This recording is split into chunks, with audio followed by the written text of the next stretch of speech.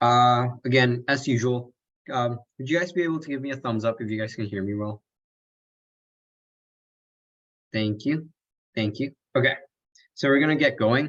Just want to make sure one more time it is recording.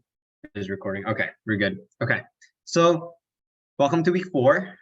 You guys are, this is the last module. So next week, how the class is gonna look like is I'm just gonna hold a 2-hour office hour session where you guys would work on your project, and I won't really be teaching. So if no one comes, then I'll just be here on the Zoom. But if someone comes, then I can help them with any question they might have. And in particular, module 4, which what we're gonna do today, and is one of the options you can pick for your projects next week, is actually has been one of the most exciting modules for me to sort of prepare. And you guys will see why in just a minute. So I'm just going to go over it really quick. First of all, here's the attendance as usual. I'm going to leave it there for about 15-20 seconds. And I do notice that our classes we really haven't stretched out to 7:30. And especially last week, week 3, I have to say I don't really know a way to make buckling stress analysis really any longer than that without going too in depth. So I'm going to have to think about that, but I hope you guys learned a bit on how to set up a buckling stress analysis. With dynamic event simulation, there's a lot more going on. So this might be similar to week 2 where we might stay back a little, and I am going to give a lot more time today so you guys can follow along, get your studies set up, solve them, and then we can go through the results together. So I'm just going to get started. So dynamic event simulation really is used to simulate short duration events, right?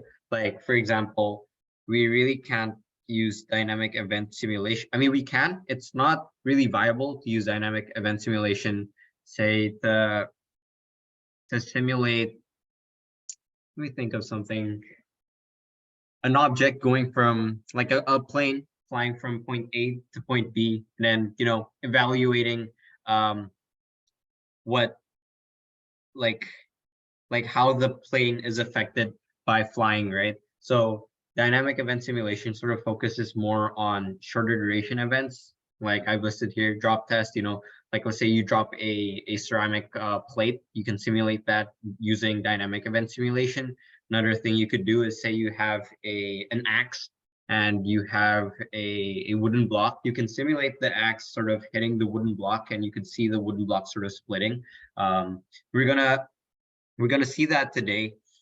A similar sort of motion, if you guys open up the file that I sent you, should be called like week 4 work part, something along those lines. What we're going to be doing this week is we're going to be seeing a bullet go through a glass and hitting an aluminum block, and we're going to see different sort of settings we can play around with to get different results based on how we personally would like to sort of set up our scenario here. And yeah, so I'm going to actually go to Fusion now because I'll put this here. But I feel like it'll be better to show you guys what the difference is. The differences are, the second one here is something I want you guys to take note of. It does usually take longer for a dynamic event simulation to be solved. So, don't worry if it takes you a while. Like I remember week 2 when we did shape optimization and all that good stuff, it took a while. So I expect it to somewhat be around like that long for you guys to solve it. So yeah, don't be alarmed. But yeah, I'm gonna swipe out here. And here we are, we're in Fusion now. And as you can see, it's sort of different from what we had in buckling stress analysis and static stress. Now we have 3 separate bodies here.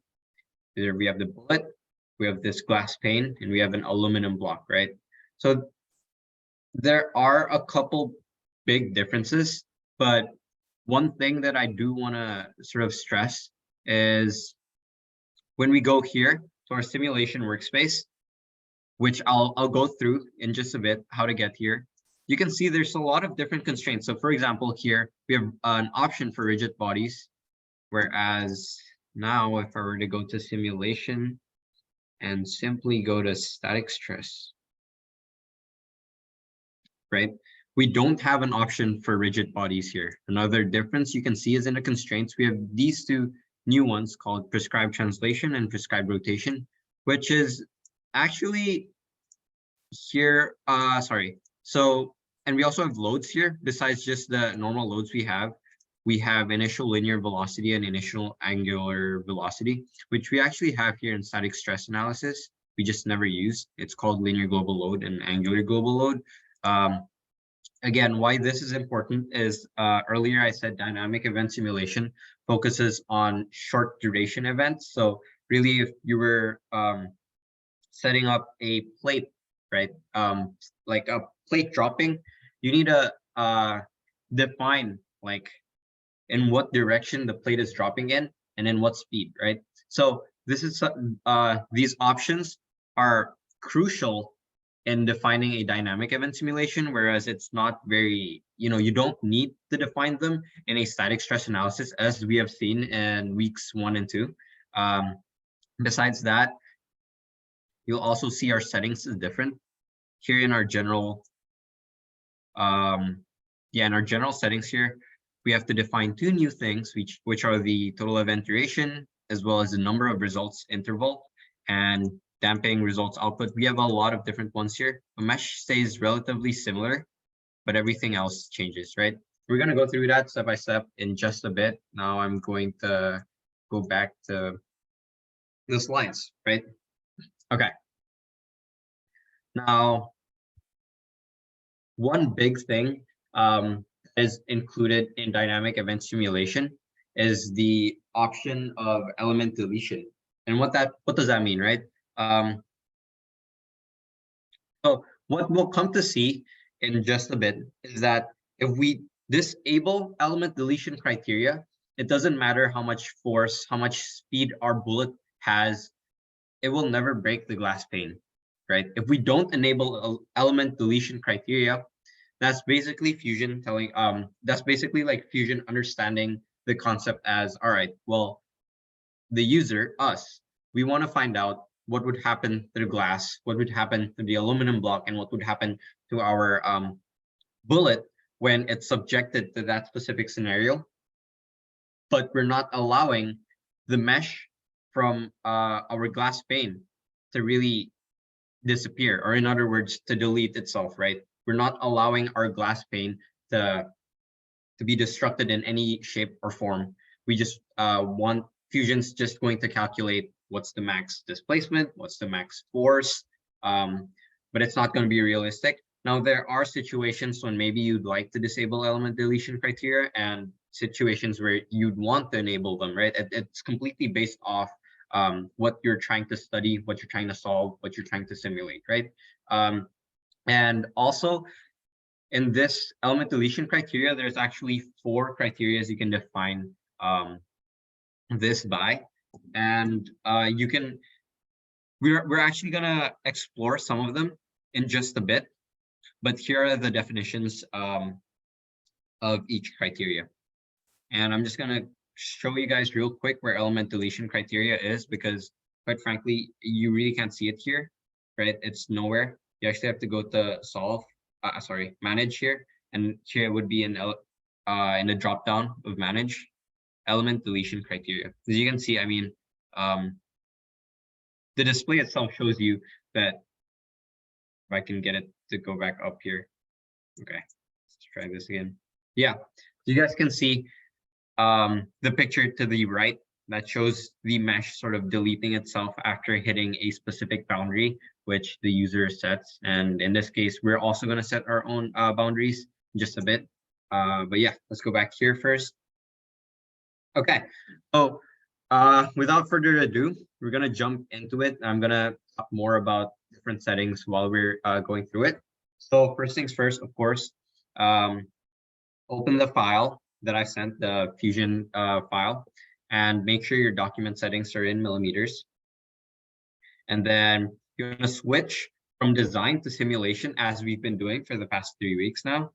And instead of creating a buckling stress analysis, static stress analysis, simplify, or a shape optimization, we're going to go through a new one. This is the interface. I want you guys to pick this one, the one that's on the bottom left.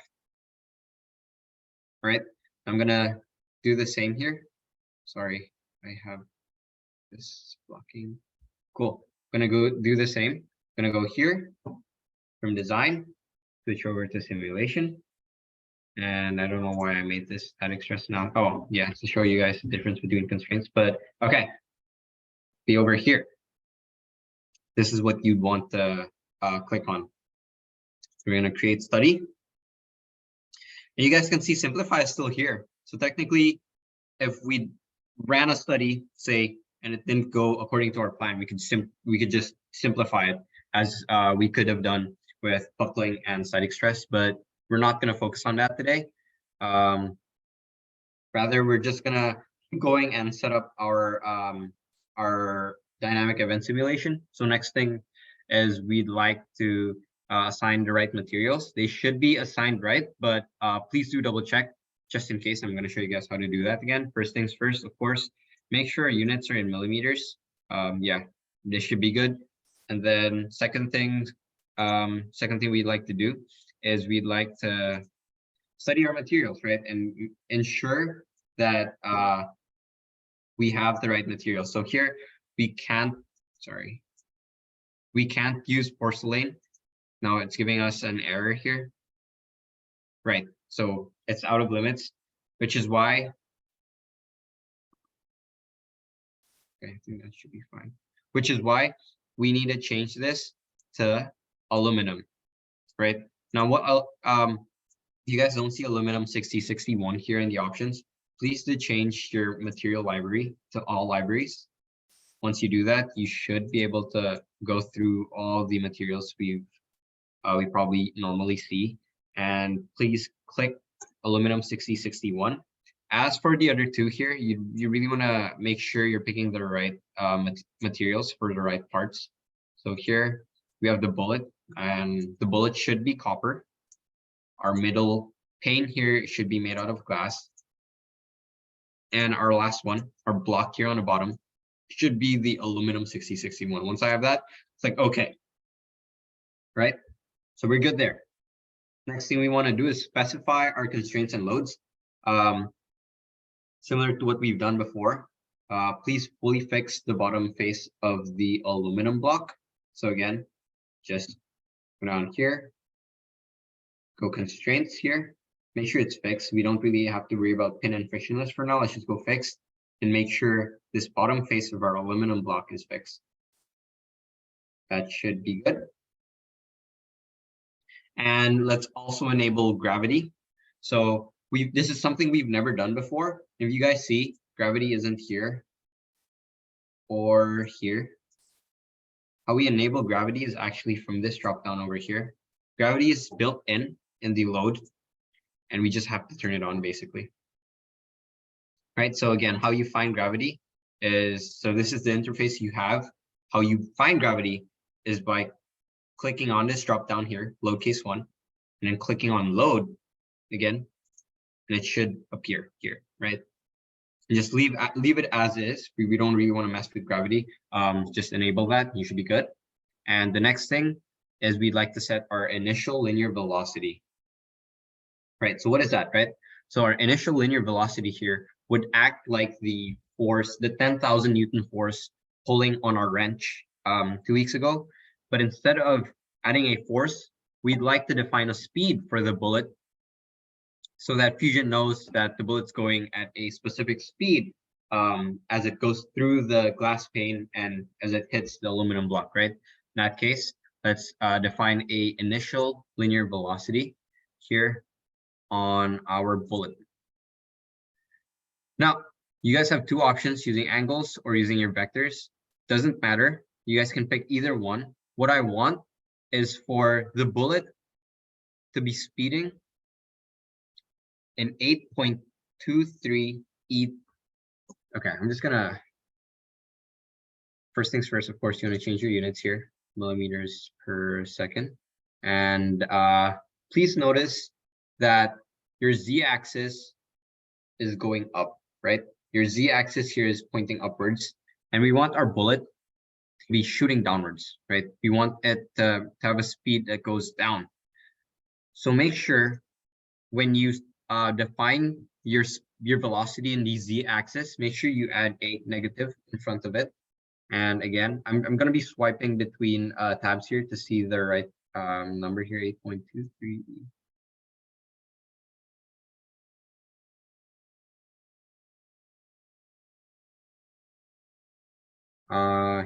That should be good. Okay. And one other thing that I want you guys to see, and I want you guys to get this right, is make sure your arrow's pointing down, right? If your arrow's not pointing down, let's suppress the gravity here. So here we have our initial linear velocity. If it's not pointing down, please do change that. Maybe you guys have to change to your angles where you could drag it around, or you guys probably, you might have not done something right, but make sure it's pointing down. That's integral to the studies being set up in the right way. But next, what do we do after that? Next, we'd like to create mesh, of course.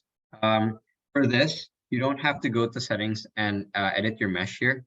You can just turn on your mesh. I know you guys know the different mesh settings you guys can play around with. So at this point, just go with the default setting. In this case, the default setting is 7% here. Yep. So make sure it's model base size 7%. Just keep it as that. That's all I want. Should be good there. Now, first thing I want to do, the first study I want to set up is actually to show you guys what the element deletion criteria can actually do, right? What exactly will the element deletion criteria give us? In order to do that, let's enable our element deletion criteria, right? Go over here, just click on that. Now, again, it's going to ask us to select the body. So what exactly do we think is most likely to sort of break the simulation, right? I think it's this thin glass pane in the middle here. That's what I'm going to go with. And for the deletion criteria, you guys can play around with this. But what we're going to go for this specific study is principal strain.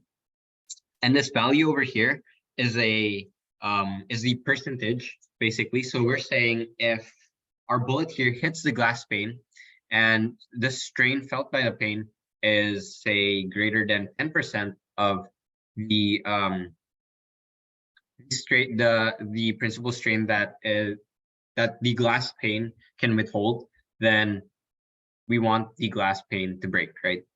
So that's what I'm going to do. I'm going to set a value of 0.01, equivalent to 1% of principal strain, basically. We're going to hit OK. And what we notice here is that we have a new tab here called element deletion criteria, right? That's what we're looking for. And we could edit it if we ever make any mistakes. If we want to add more deletion criteria, we can do that as well. But yeah, let's generate mesh again.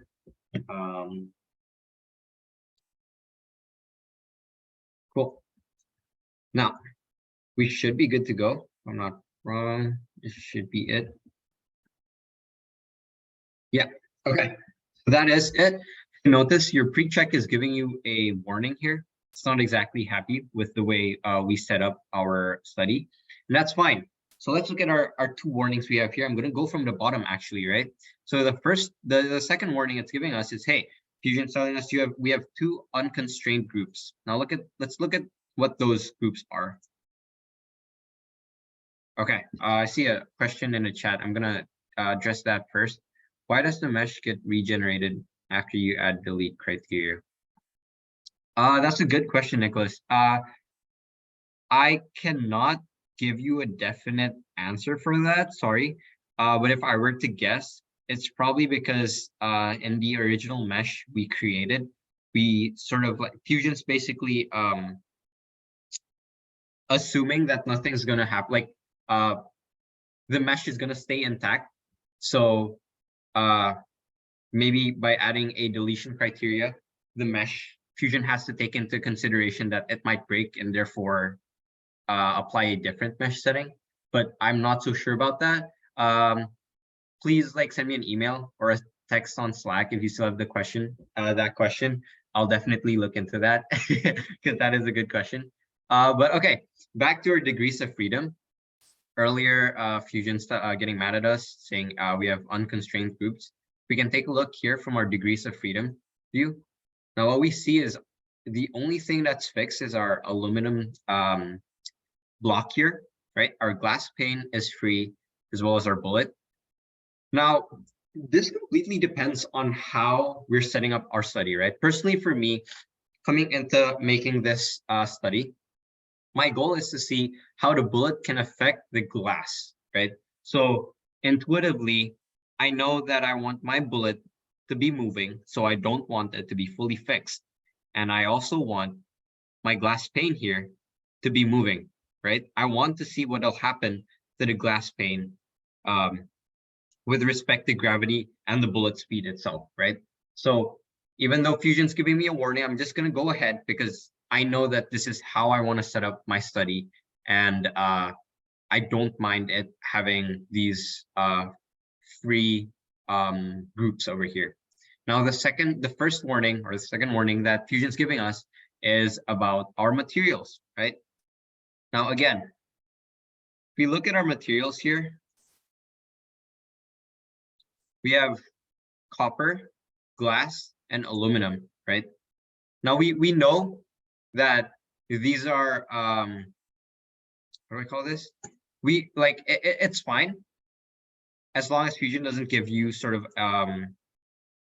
Fusion doesn't get mad at you, because again, if we leave it in porcelain, Fusion's gonna get mad at us because it's not gonna be able to run the study at all, right?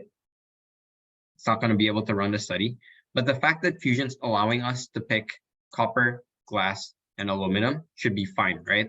So if you're getting these warnings, but you know you set up your studies right, again, I think I said this like a couple weeks back, you could ignore them. Fusion's still gonna let you solve the study. It's just telling you like, hey, you might want to check on these because, well, usually you have a fully fixed model, and yeah. So that's it for the first one. We're gonna hit solve here, and we're gonna solve study. I'm gonna give you guys about 15 minutes to go through this. Let me know if you have any questions. If you guys fell behind somewhere, let me know where, and I could help you guys get back up to speed. I'm gonna stop the share right now, and I'll be back in 15 minutes.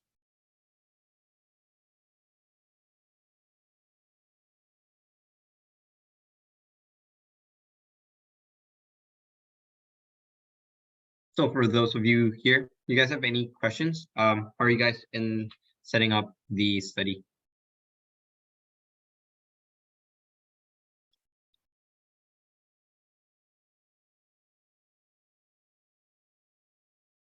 Cool, cool, cool.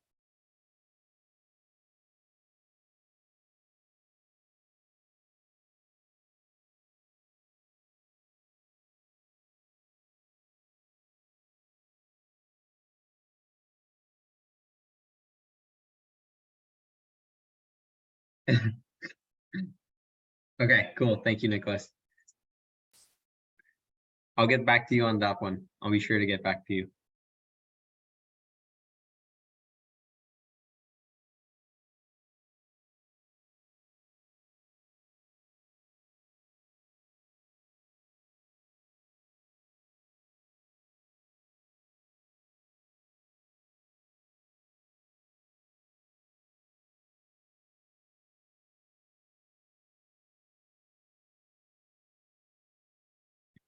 For the interest of time, actually, I think I'm gonna keep going. I'm gonna show you guys what I got. My result is, and yeah, once yours finish solving, you guys can also come along and sort of compare your results from mine. So I do have to say, this one that I solved, I did not fix the aluminum block, so you guys will see a difference of what it'll look like when you fix the aluminum block compared to if you don't fix the aluminum block. So let's keep going here. So I'm gonna go here. This is the solved one already. I'm gonna go through results here, right? It's a bit of a different interface than you guys are used to. But oh man. Okay. The first thing we have is what is called as a step. Now, what is a step, right? You see here, it's a number between 0 to 25. So what is 25, right? So 25 here, I'm going to click out first. 25 is how many result intervals we set. Now, I know we didn't really change that because this is just the first one. When we get to the assignments that you guys are optionally required to submit, we are going to change the event duration and result interval to what I have now. So if your numbers are different, don't worry about that. That's just because the steps, the result interval that you guys had as a default is different from mine, right? But here we have the interface of our results, right? Again, here we have a lot of different ones, very similar to what we had back in static stress analysis. We just have a lot more things to look at. And we can actually take a look at when the bullet hits the glass. And here we have the mesh deletion. That's when the glass breaks. And then this is what happens now when our aluminum block isn't fixed, right? You see the block jiggle there due to the really high speed of the bullet there, right? You see the bullet having 800 meters per second. That's, we're gonna convert this to millimeters per second, or I mean, I don't mind, but you guys can just see how fast the bullet is traveling there. And a better way to look at take a look at it is actually by animating it. Again, just click on animate here, and you guys can change the steps again from 0 to 25. So I'm just gonna put 25 here, and then I am going to have my speed as slow. And what that does is now gives me a slow step-by-step of what happened to our model in its entirety when we subject it to a bullet that is speeding at that specific speed. Right. Now, next. Oh, actually, let me go through this so you guys can see like the difference a lot better. So I had slow earlier. Now let's go fastest. Let's show you. Let me show you guys what the difference is. There you go. Now that just looks like that looks a lot smoother than say if I did this. But you guys can play around with it. And you guys can also play around at say stress. You guys can sort of play around with it, see sort of the forces that that is felt by our model due to this bullet. Here we have I believe this is bending. Normal XX is bending, as well as these normal ones. These are bending. Then we have the shear forces as well, and first principle and third principle stresses. You guys can just play around with that. Same with displacement, of course. The results tab is very similar to what we saw back in static stress analysis. We have a chart if you want to see when exactly our model has the greatest velocity. In this case, I believe it would be from the bullet, right? It's most probable that the bullet will be having that greatest speed. We could slide over to that point, so we know then it's going to be at about 2 when the bullet's going to have the greatest velocity. Yeah, it looks about right. Same thing you could do with displacement is see the chart. You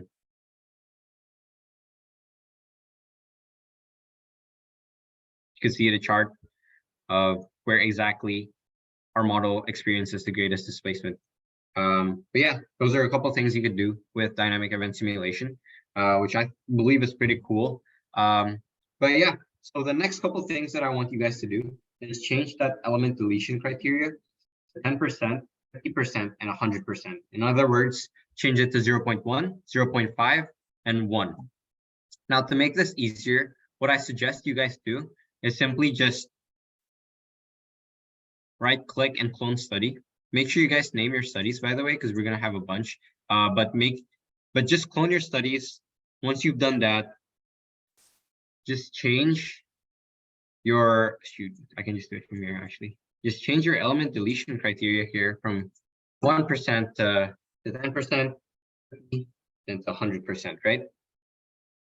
Now, optionally, what you guys can do, this is optional, you guys can play around with this, is you guys can mess with rigid bodies. This isn't required for our first one, but if we're gonna clone the study, you guys have the option to select rigid bodies. Now we're gonna look into rigid bodies later and sort of see how enabling rigid bodies makes a difference in our study.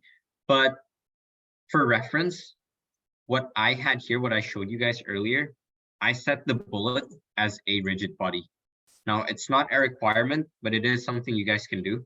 And it is something we're going to take a look into in just a bit. So yeah, I'm going to give you guys about 5 minutes to set these studies up. I'm going to leave it here in the PowerPoint. And for your information, what I want you guys to submit again is to compile screenshots into a Word document. But this time, I want you to screenshot twice for every study you guys do, for in other words, every simulation. I'm just going to swipe back to Fusion really quick to show you guys what screenshots I expect from you guys. I'm going to go back to my finished ones here. What I'm asking for you guys is for a velocity at step 0 and at step 25. Now, if you guys can't see the bullet, it doesn't matter. Ideally, I'd like to be able to see both of them, but if you guys submit something like this, I'll still accept it. But yeah, so an example would be, this is one screenshot here. This is one screenshot here. Boom, that's done. And then I switch it to 100%, 50%, 10%, then do 2 screenshots for each individual study. And that will be what you're submitting for this one, for this assignment at the very least. So it is currently 8:02. I'm going to give you guys up until 8:05 to set up these studies. It shouldn't be too bad. And I'm going to move on.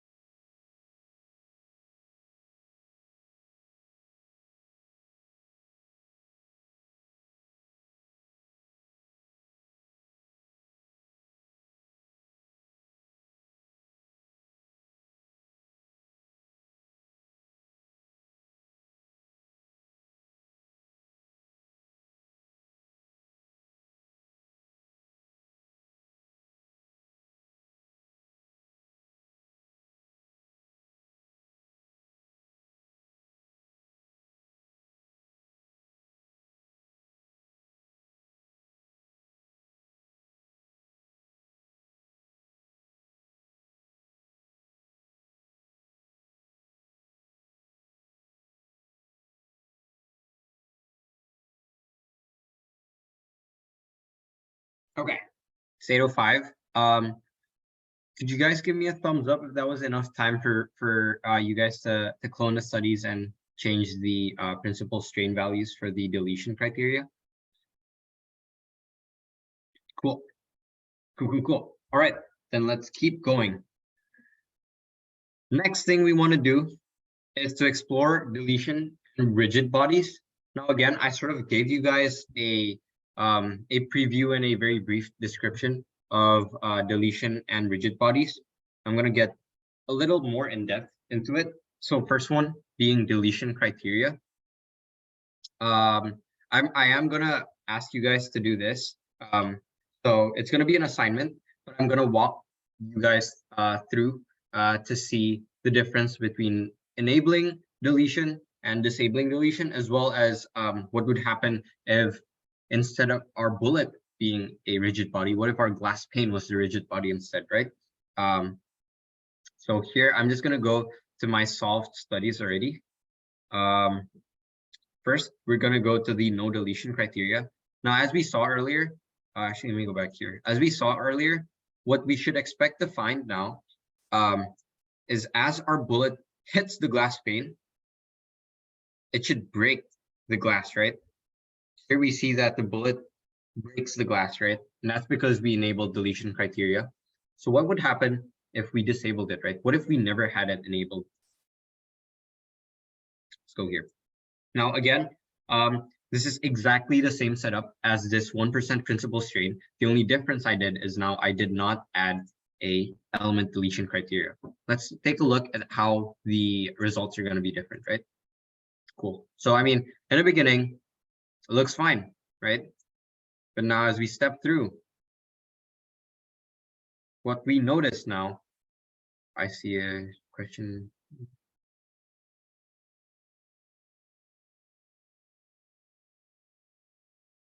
Okay, I have a question from Nicholas here. I know you sent it to me in private, so do you mind if I say it out loud? Give me a thumbs up if. Cool.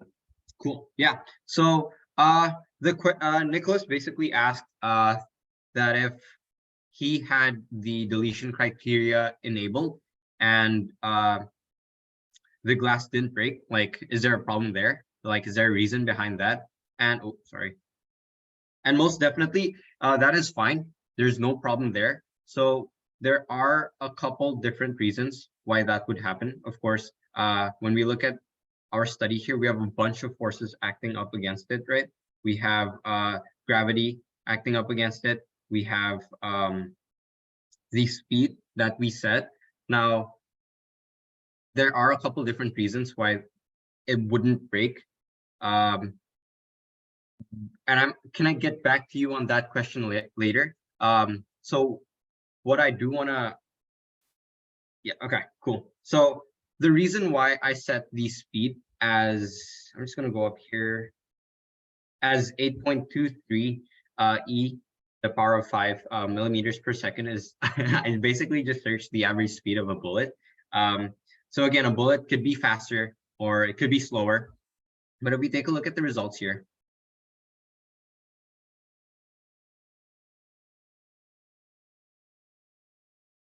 now we can say that on impact, right, our bullet actually decreases in speed. So maybe due to the what's that called? The collision, the speed decreases, right? And maybe that collision speed now is not enough to break the glass pane. That's one reason why it could have stayed intact, maybe. Another reason maybe is just because the way your mesh is set up, maybe, again, I have no definite answer, but again, another reason could be because of the way your mesh is set up. But yeah, I will go back here. Now, Nick, could you tell me if this is sort of the result that you're getting? So here, if we had an element deletion criteria disabled, what we'll see is now somehow our glass is acting like a flexible material here, like a sheet of paper, right? Although here we look at the stress, right? Let's take a look at the stress here. The maximum stress felt by this glass pane here at this exact point is extremely high, right? I mean, if we're looking at it from a real world's perspective, we should expect this 0.5, I think it's 0.5 millimeter thick glass pane to break with this amount of stress on it, right? But it didn't break.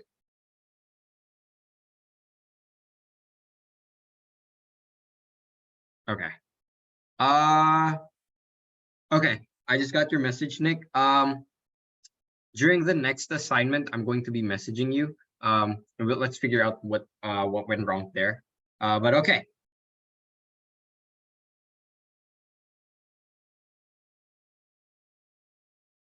Okay, cool. All right. Yeah. So without the element deletion criteria, our materials are now going to be treated like they're flexible, basically, that they won't break, is what I'm saying. I mean, you guys can imagine this is probably not the way we would expect a glass pane to react when a bullet is shot through it, right? That's why it's important to model your studies. Again, maybe if we're not dealing with glass, say we're dealing with a much more flexible material, this could be what we'd expect from that material. But if we're looking at glass like we are now, be sure to turn on your element deletion criteria and sort of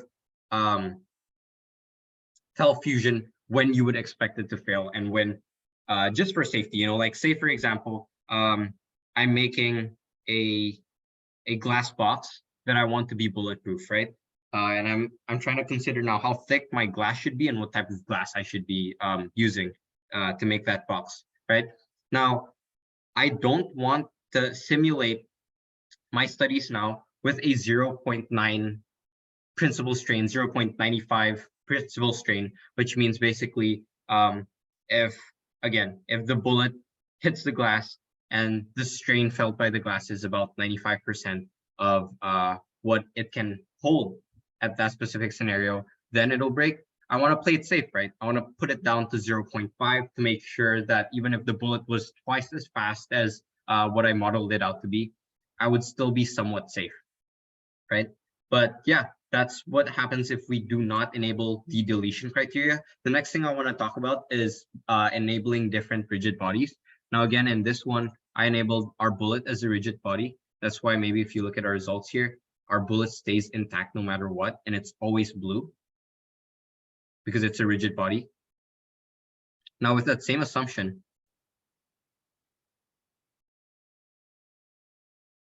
cool. Okay, so Ben asked, what do we need to make a rigid body? So this is fine. Now the first few, so the 1% principal strain, 100%, 50%, and 10%, you don't have to have anything as a rigid body. It's optional. I had a bullet as mine as rigid, sorry, I had my bullet as a rigid body, but that is not required for you guys to do. We're actually gonna explore rigidity here in this one. So in this study, specific study, you would have to specify your glass as a rigid body. How you do that is click on this and basically click on your targets. So what I had here is I had my glass as a rigid body as well. So now it's a bit, how do I say this? It's Fusion won't know what to do because on one hand, we have this bullet going down, but on the other hand, our glass is a rigid body. So how do we deal with that, right? So this is why one of the other reasons why it's important to make sure that you guys set up your studies right to get the results or what you're looking for. If you take a look at the results here, if we set the glass pane as a rigid body as well, what ends up happening is the bullet actually just goes through the glass, right? Because no matter what happens to this bullet, no matter what speed this bullet is, we set our glass as a rigid body, and therefore our glass can't move, our glass can't vibrate, our glass can't break or deform. The bullet can't vibrate, form, or move as well. So it has nowhere to go but to go through and hit the aluminum block instead. Okay. But yeah, sorry, Ben, to answer your question, the first few studies you had, the principal strains, you don't have to have anything as a rigid body. You do want to classify here. I'm going to go back here in your second assignment here. One, I want you guys disable the deletion. And a big question here might be, all right, disable deletion, but what else do I need to do? The first test didn't work correctly for me. I thought rigid body. Okay, yeah. So that could be another source of the issue. You guys want to try to turn on the rigid bodies now for your bullet. You guys are free to do so. But yeah, if it doesn't break, again, no worries. Two things you could do if you guys want to see it break is first, of course, again, change your bullet to a rigid body. Second thing you could do is simplify and make that glass pane thinner. Sorry. Or change this glass pane to a material that is weaker, right? So I'm actually gonna we can go through it in just a bit, but right now I'm gonna show you guys sort of what I'm expecting from the next set of assignments here. So here I'm expecting 4 total screenshots, so 2 from the disabled deletion and 2 from the glass pane as a rigid body. So the first one, no deletion. I want to see it wobble. So of course here in the first one, we're not going to see anything. And by the way, I don't mind. I hope you guys are in velocity here, because that's how I see you guys are setting things right here. So make sure it's in velocity. But basically, I want to see the stress at 0 and at 25. And you guys can see it that it's done right if your glass looks like paper falling, basically. There isn't supposed. So for the first set of tests, there isn't supposed to be a collision. Okay. May I ask Ben if what you mean is in this principal strain over here, instead of the bullet bouncing off, your bullet just went through the aluminum block? Is that sort of what's happening?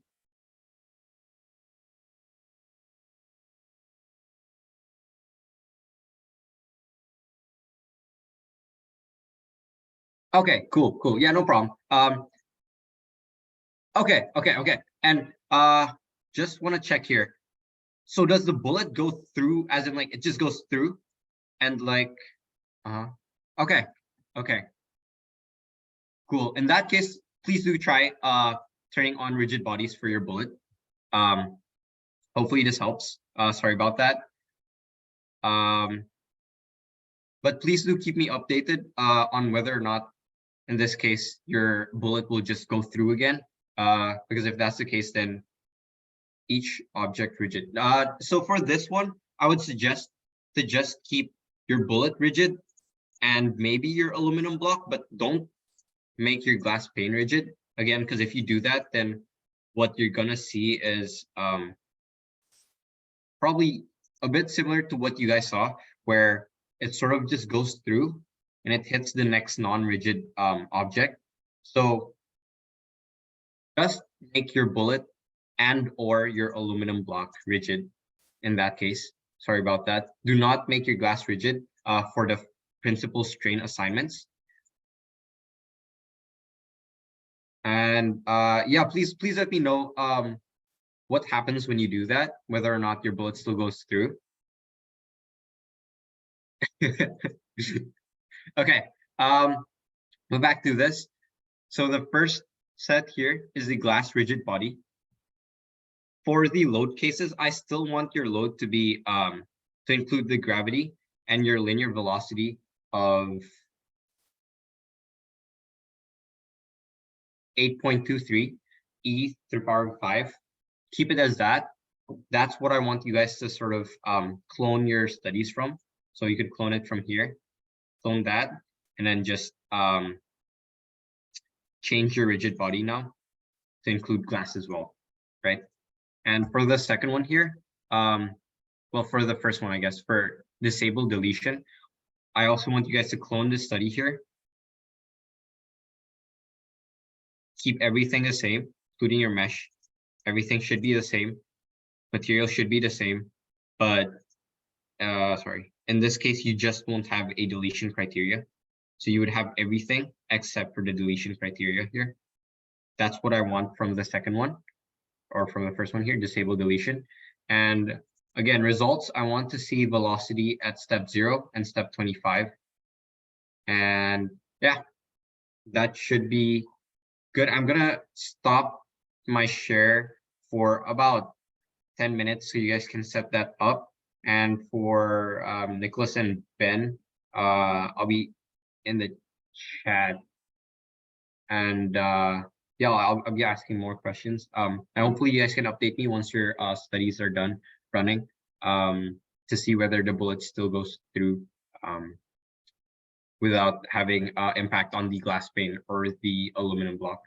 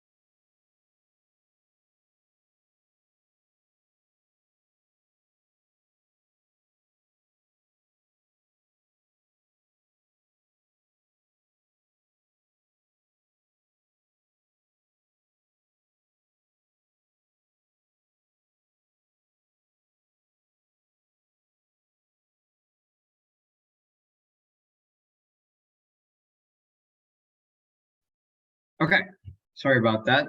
We had a bit of an issue where the bullet was just going through. Hopefully you guys are still here with me. For those of you watching the recording, I'll probably put a timestamp out on Slack where we figured this out. So I'm gonna go back to the Fusion file and show you guys where it sort of went wrong, why exactly the bullet's just going through the glass pane and the aluminum block without really much happening. And that's because here, if we take a look at study 2 here, which is just a clone study of study 1, we forgot to manage contacts. I forgot to show you guys to manage contacts. And what that means is now, you take a look at this, we're basically telling Fusion that our bullet here is not going to make contact with the glass pane, and the aluminum block as well. So what we want to do is we want to generate contacts now.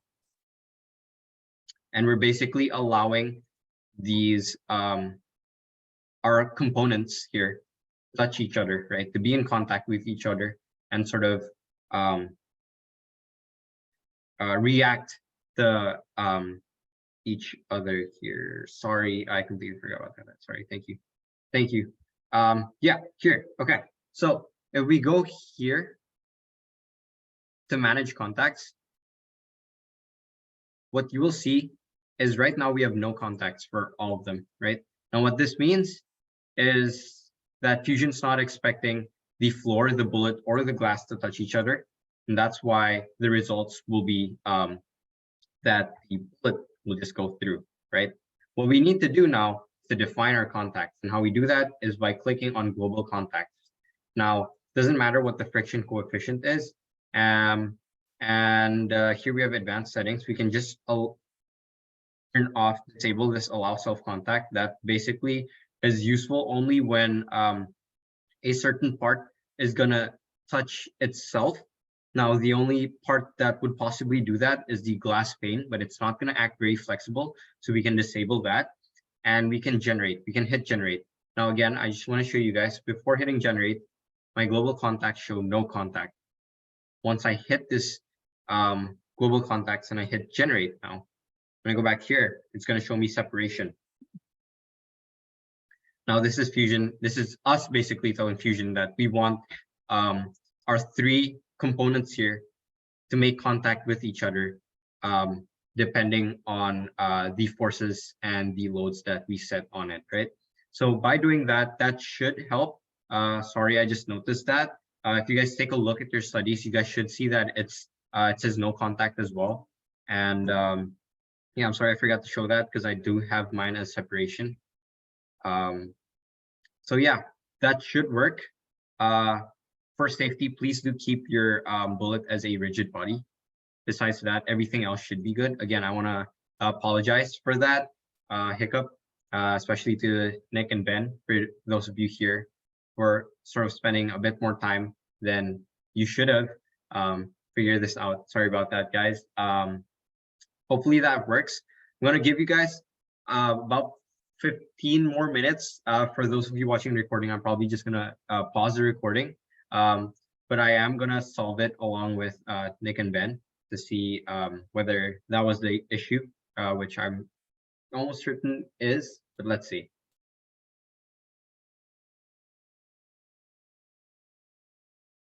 Okay, sorry about that. I am going to continue sharing my screen and we are going to keep going now. Yeah, let me start sharing my screen again. Cool.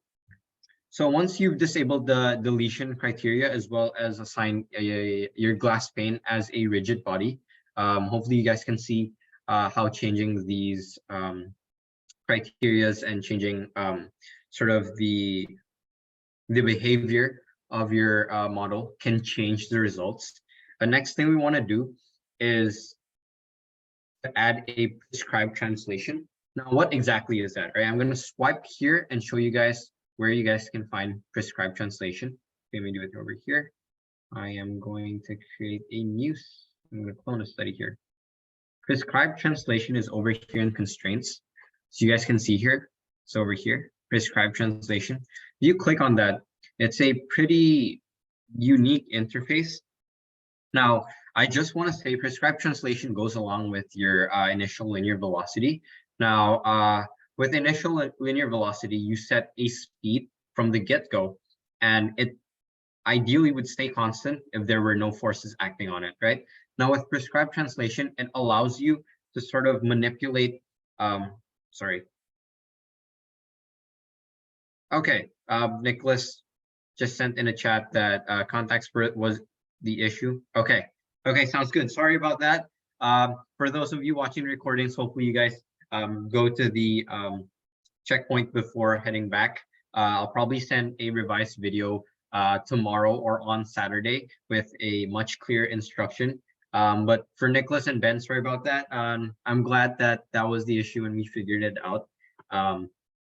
So next up, back to prescribed translation. This goes along with initial linear velocity, as I mentioned before. So one thing you want to make sure is when it asks you to select a face or a body, make sure you select the face that is in contact or body that is in contact with your initial linear velocity. Now for this one, I'm going to select a face and I'm going to select the top of my bullet here.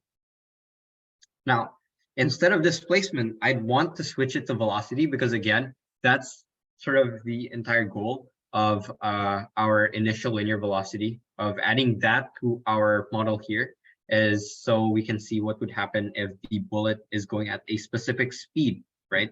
Now, what I want to do is enable all three components here.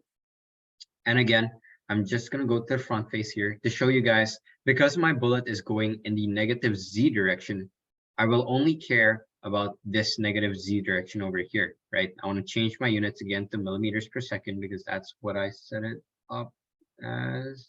Cool.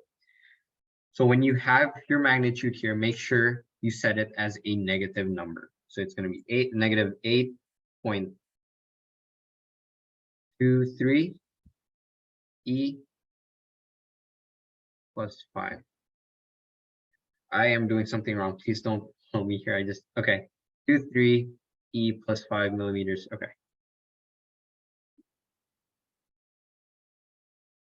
E plus 5.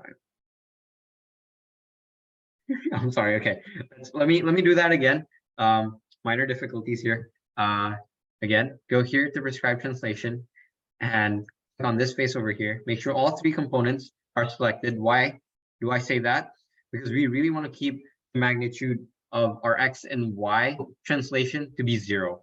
And that's why we will only need, we want to enable them, but not necessarily put any values on them. So leave them at 0. Only selects, it only lets me select the body of the bullet, not just the face. Okay, that should be fine. Again, because even if we select the face, it's not letting me right now, but you have to make the bullet not here you want the face. Yeah, that is true. So I'm gonna go with the rigid. Actually, it's fine. Again, you don't have it's either one. It's fine. Why do I say it's either one? And I'm sure this time, I promise. That's because again, we're defining it based on the components, right? So even if we select the entire body of the bullet, we're still gonna define that as going down in the negative Z direction with a specific magnitude. Same way, if we select a body, we're still gonna ask it to have the same magnitude. So when it comes at the end of the day, it's the same thing. So don't worry about that. Just pick whatever works and make sure your arrow is pointing down once you're done with this. Again, set a magnitude of 8.23 E to the power of 5. So that's, sorry. Let me change it back to millimeters per second here. 8.23.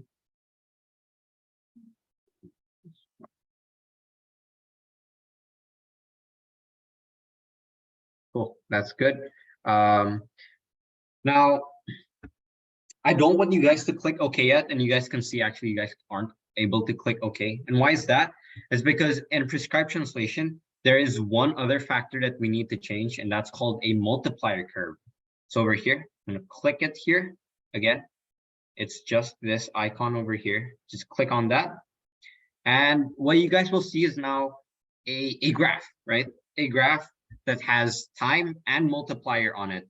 Now, what do those mean, right? So we set the magnitude of our velocity as this value over here, right? 8.23 millimeters per second. Now with our multiplier, now we can define, and we can tell Fusion, say, hey, so I do want to clarify that I do have my time as 0.001, 0.00. Yep. So this here is the end of our simulation, right? Now I want to tell Fusion, I don't want the bullet to start with a speed immediately of 8.23, right? Let's say I want the bullet to start with 1 e to the power of 5 millimeters per second. Now, the multiplier curve allows me to do that. Now, what do I mean by that?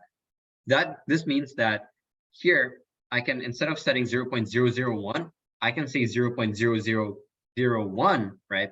For the first 10% of our simulation, I would like our bullet to accelerate now or change its speed from 0 to 0. Let's say 0.1% of what its actual speed would be, right? And when I press enter here, you guys will notice now our graph changes, right? And we can add a third point here.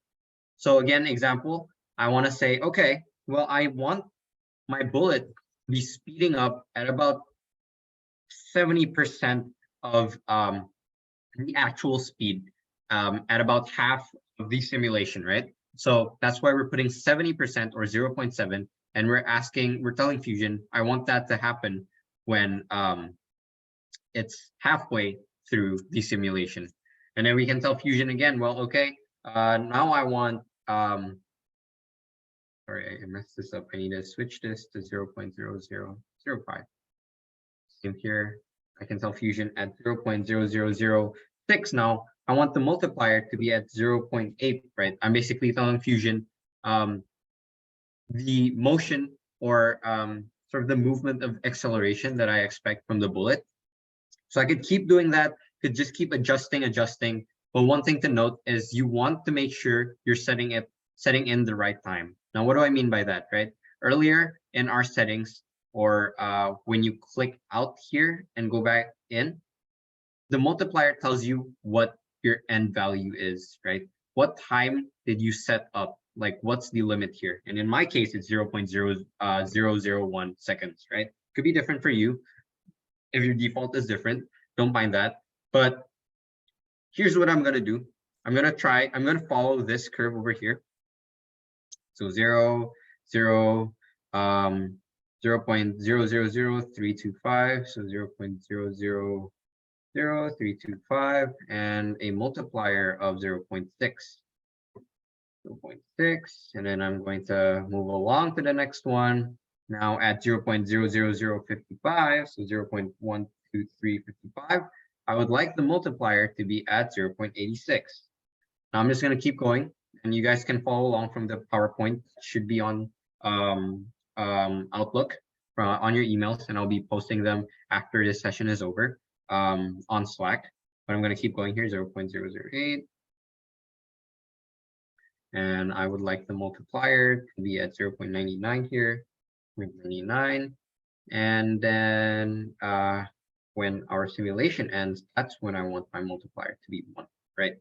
You could do that, and I'm requiring you guys to do this. This is an assignment to copy this multiplier curve to have a magnitude, a velocity magnitude of 8.23.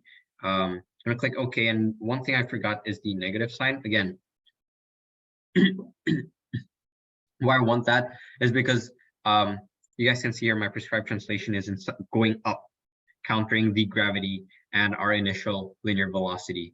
Now that's a problem, and that could affect our results. That's not necessarily what I want. Therefore, I'm going to change it to a negative. Again, why negative? Because our bullet is traveling in the negative z direction, right? Okay, once I've set up my multiplier curve, once I have the magnitude down, and once I've selected everything I needed to select, I can click OK. And now, basically, I just solve. Now, it's going to take a while again if we solve. Make sure your contacts are separation, and that doesn't say no contacts. But I'm basically just going to show you guys what you should expect to see from your results, because I have done this beforehand. So here we have our results. Now, for the most part, I do want to say I do have deletion criteria on, just for your information. But the difference is in this specific study, I did not fix anything. So I'm going to finish results first. I'm going to show you guys the degree of freedom of all my parts. And it says it's all red except for the green here, which is the bullet. Don't worry about that. The purpose of me showing you that is because here in the results, as you guys can see, the bullet drags down the aluminum block with it, right? And that's because I don't have the aluminum block fixed. Now you guys will most probably get a different result because you guys fixed your aluminum block. But the point that I want to show you guys is now, if we take a look at step 0 here, our velocity starts at a relatively small velocity, right? And if we take a look here, why doesn't it stop at the aluminum, right? Why doesn't it bounce back like it did with our previous studies that we've seen? And why is that? It's because of the multiplier curve that we set, right? We set the bullet to keep accelerating, to keep increasing in speed, even though it's hit an object, right? So at this point now, the bullet's just going to keep increasing, right? The speed is going to keep increasing. As you guys can see here, the speed just continuously increases here. It keeps increasing. Now the bullet's still accelerating here. And that's why here our aluminum block ends up going away, right? So that's sort of what I expect you guys to see. But yeah, that's how you set it up. And after you guys have done that, the next thing I want you guys to do is to set your own multiplier curve. Just be sure to keep the magnitude of the velocity as negative 8.23 e to the power of 5 in the negative z direction. Keep that as is. Just drag the slider. So one thing I didn't show you actually is how here in the multiplier curve,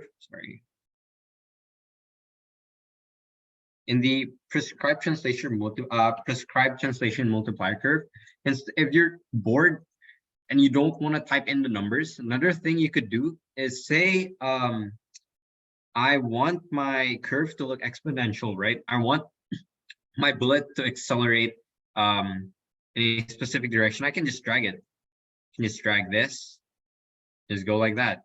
If that's what you want, you guys can do that as well. Just drag the sliders yourselves and edit the curve this way, or you guys can type it out if you're looking for a specific time and multiplier. But yeah, that's basically going to be the end of this lecture. The assignments, these are the assignments left for you guys to do. I'm going to leave it up here for about 30 seconds. And then I'm just going to go through the list of assignments that you guys should submit, as well as the submission link. So I'm going to give it about 20 more seconds and I'm going to move on here.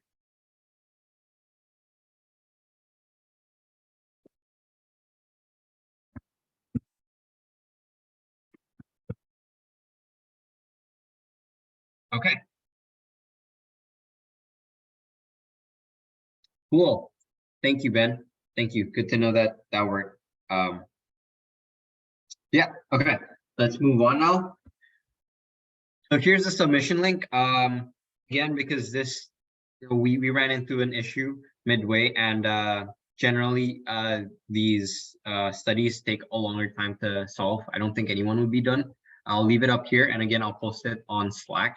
But yeah, you guys are basically, I'd like to say 90% done with the course. So far, oh my gosh, that's so ugly. Okay, so far, here's what we've done. Week 1, again, we looked at varying on the magnitude of a load in a static stress analysis, as well as seeing how directing the load differently can give us this different results. Module 2, we went and took a look at different mesh settings, as well as looking at shape optimization. And then module 3, we took a look at buckling load factor, which is part of buckling stress analysis. And that one was pretty short. And today what we have is taking a look at sort of configuring different studies of how a bullet can hit a glass pane and go through an aluminum block, right? Total, you'll have 9 screenshots from today. But that's not all. So as you can see here, we have the star on module 4. I didn't include it here, but module 5 will be your final project, and this will be required You guys are required to submit this again. I'm going to highlight this in my email next week as well as the Slack. This is required for you to submit. And what I want you guys to do is to run a buckling stress analysis on your own model or run a dynamic event simulation on your model, right? Create a model and run either a buckling stress analysis or a dynamic event simulation. Yeah, I'll give a more accurate detail of what I expect next week in our slides. But as of right now, that's all I want you guys to know. So up to week 4 again, 9 screenshots, optional. Week 3, 3 screenshots, also optional, but modules 1 and 2, make sure you submit that by 2 weeks from now. So a week after week 5, because after that, I'm going to be closing all submissions. And by that point, I will not be granting any more extensions. For those of you watching the recording, that will be it. Thank you so much for, okay, sorry. I just got a question here from Nicholas. Does it have to be the same model from the first project, or are we allowed to change? More likely than not, I would expect it to be different just because for buckling stress analysis, say you made a cube for your first project, you really can't make a buckling stress analysis on a cube because really nothing much is going to happen. And for a dynamic event simulation, you need more than a cube for something to actually happen. So I would say you're allowed to change if you have a relatively simple project. If your project is complicated enough that you think you could run a buckling stress analysis or a dynamic event simulation on it, be my guest. You're not required to have a different one, but again, a buckling stress analysis and dynamic event simulation requires a bit more complexity to your model. Nicholas, please let me know if that answered your question. Ben asked, will we get to know what we got on past assignments before everything is due? So I guess my biggest issue is whether you submit anything or not.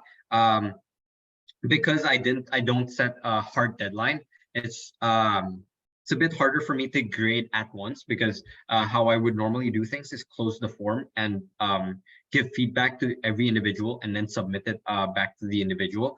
But because the form is still going to be open up until 2 weeks from now, what I plan to do instead is if you submit, say here, module 1, you're required to submit 12 screenshots. Module 2, you're required to submit 59 screenshots, right? If you submit those amount of screenshots in your work, you're going to pass either way, even though say you might have a bit of an error here and there, you're going to pass. What I'm going to do instead is week 6, when I submit, when I release your gradings back to you with my comments on them, I'm going to hold maybe like 2 days of office hours where you can come in and ask what you guys did wrong. And hopefully that'll help a lot better than me just putting comments down on your work. But you guys can still message me if you guys want, if you have any issues with your work, with any comments I make 2 weeks from now, by the way. But yeah, sorry, it's a bit late. Just because I don't have a hard deadline on anything, it's not easy for me to give comments to each individual. I will be taking a look at modules 1 and 2 this weekend during my office hours to see if anyone is having much difficulty, and if so, I'll probably reach out to them individually. And again, if you guys get an email from me about next week about assignments, please do let me know, because I'll be sending out emails to individuals who have not done modules 1 and 2 by next week, just to remind you guys, like, hey, you guys need to get this done ASAP, because if not, you guys are going to fail the course. Unfortunately, it isn't extra credit. It's not extra credit. I'm sorry. My grading rubric still stays the same like it was last semester during spring, which is modules 1, 2, as well as module 5 is everything I need you guys to complete for you to pass the course. Now modules 3 and 4 is purely optional. You guys are not going to be quote unquote graded on it, but if you do submit anything, I'll let you guys know if there's any discrepancies with your work. But yeah, Nicholas and Ben, could you guys give me a thumbs up if, oh, okay. Could you guys give me a thumbs up if that answered your questions? Okay, thank you. Well, for everyone else, if you guys have any questions, let me know on Slack or on email. That will be it for week 4. Hopefully you guys learned a lot. I'll be sending out a clear instructional video on how to set up your principal strain studies by tomorrow or Saturday. So be on the lookout for that. I'll post them on Slack as well, the link on Slack, so you guys can just head over to YouTube and watch that. I'm sorry, week 4 is, I have to say, it is complicated. There's a lot of things you guys have to mess around with, sort of change here and there in order for your studies to actually even work. So sorry about that. But yeah, thank you guys so much, Nick, Ben, for being here. And yeah, hopefully I'll see you guys next week. Have a good rest of your week. Thank you.